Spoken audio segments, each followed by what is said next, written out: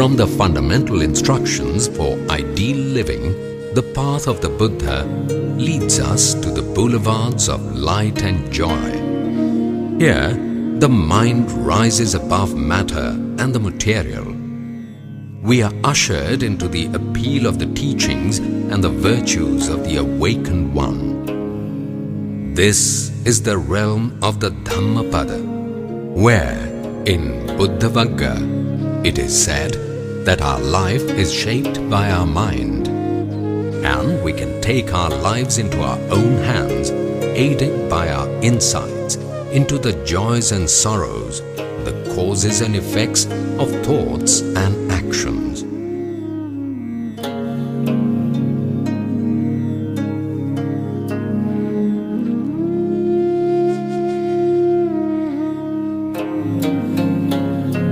यस्सजितं नावजीयते जितमस्य नो याति कोचि लोके तं बुद्धम् अनन्तगोचरम् अपदं केन पदेन निस्सथ. He is the conqueror who can never be conquered, into whose conquest no other can ever enter. By what track can you reach him, the Buddha, the awakened one, free of all conditioning?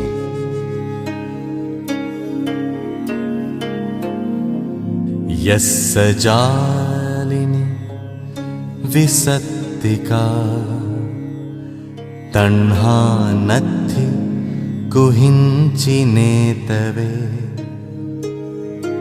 तं बुद्धम् अनन्तगोचरम् अपदं केन पदेन निस्सथ. How can you describe him in human language? The Buddha, the awakened one, free from the net of desires and the pollution of passions, free from all conditioning.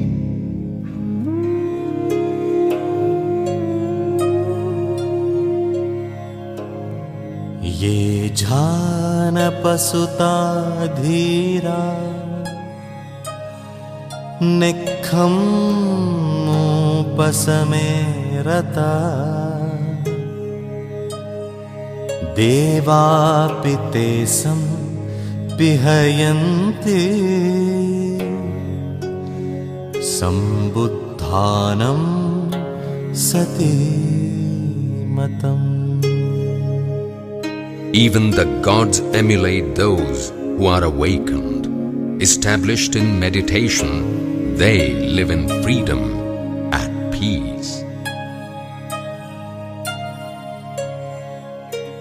किच्छो मनुष्यपटिलाभो किच्छं मच्चान जीवितम् किच्छं सद्धम्मसवणम्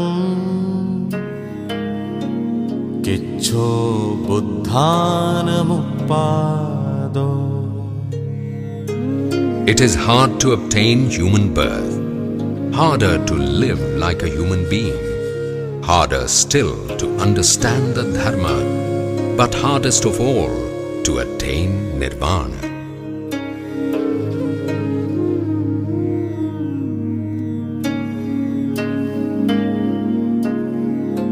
सब्बपापस्य अकरणम् कुशलस्य उपसम्पदा सचित्त पर्योदपनम् एतं बुद्धानं शासनम्.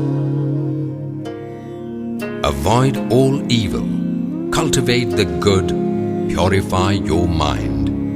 This sums up the teaching of the Buddhas.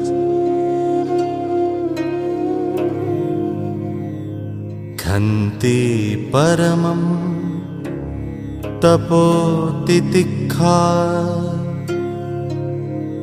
निब्बाणं परमं वदन्ति Buddha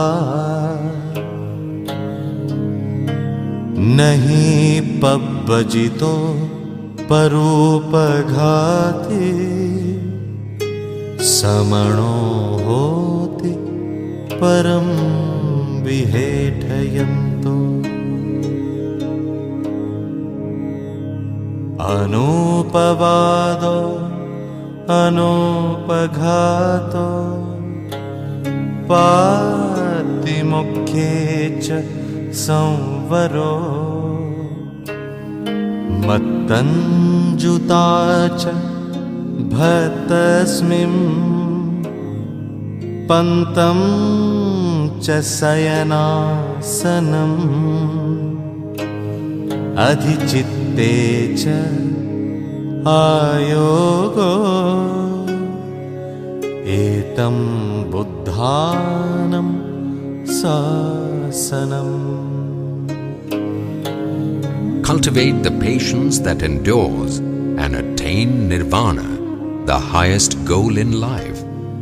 Do not oppress others or cause them pain.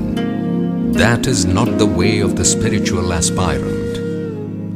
Do not find fault with others. Do not injure others, but live in accordance with the dharma.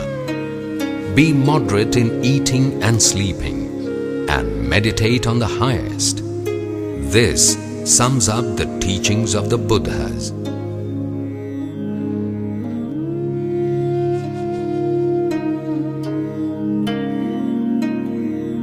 न कहापणवस्येन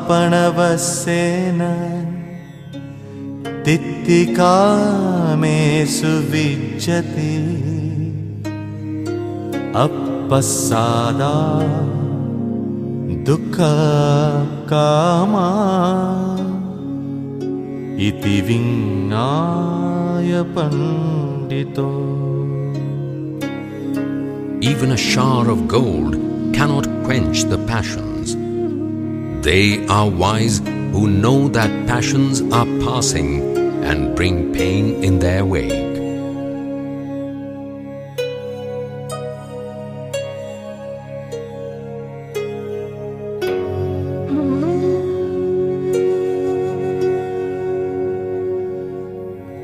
अपि दिव्येषु कामेषु रतिंसो नाधिगच्छति तण्हःखयरतो होति सम्मा सम्बुद्धसावको. Even celestial pleasures cannot quench the passions. They are true followers of the Buddha who rejoice in the conquest of desires.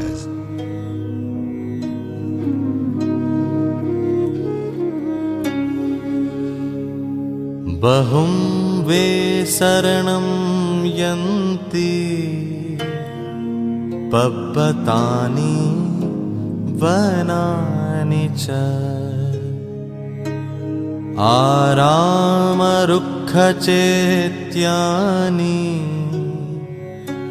मनुस्सा भयतज्जिता. नेदं kho शरणं खेमं नेतं शरणमुत्तमम् नेतं शरणमागम्य सब्बदुःखापमुच्यते.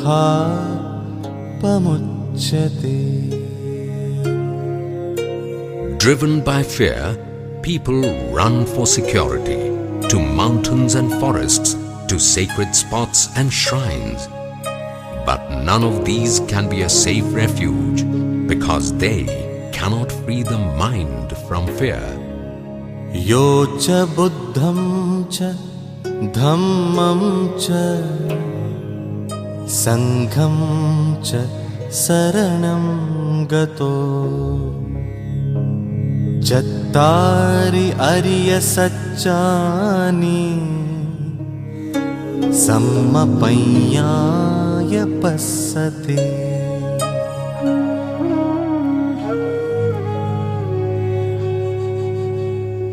दुःखं दुःख समुत्पादम् दुःखस्य च अतिक्कमम् अरियं चट्ठङ्गिकं मर्गम् दुःखोपशमगामिनम् एतं को शरणं क्षेमम् एतं शरणमुत्तमम् एतं शरणमागम्य सर्वदुःखापमुच्यते. Take refuge in the Buddha, the Dharma and the Sangha, and you will grasp the four noble truths: suffering, the cause of suffering, the end of suffering, and the noble eightfold path that takes you beyond suffering. That is your refuge, your only refuge. When you reach it, all sorrow falls away.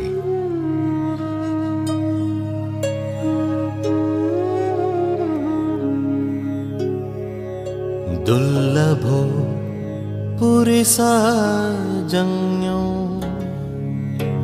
न सो सब्बत्थ जायते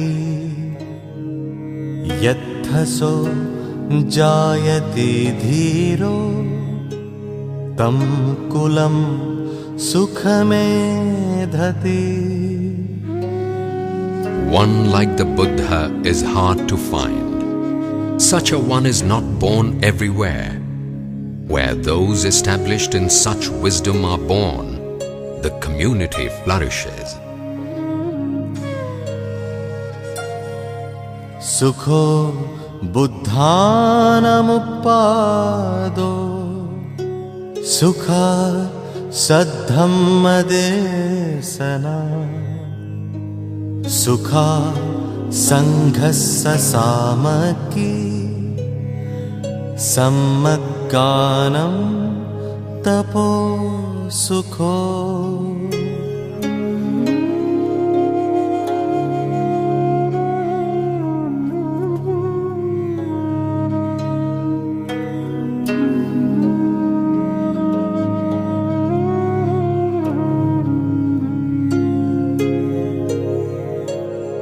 पूजा रहे पूजयतो बुद्धे यदि वसावके पपंच समतिक्कन्ते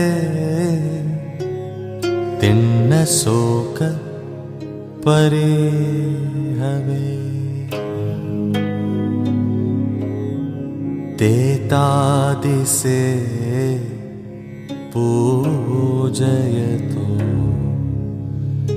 निब्बुते अकुतो भये न सक्का पुण्यं संखातुम् इमेत्तमपि केनचित्. Blessed is the birth of the Buddha. Blessed is the teaching of the Dharma. Blessed is the Sangha, where all live in harmony. Blessed beyond measure are they who pay homage to those worthy of homage, to the Buddha and his disciples who have gone beyond evil, shed all fear, and crossed the river of sorrow to the other shore.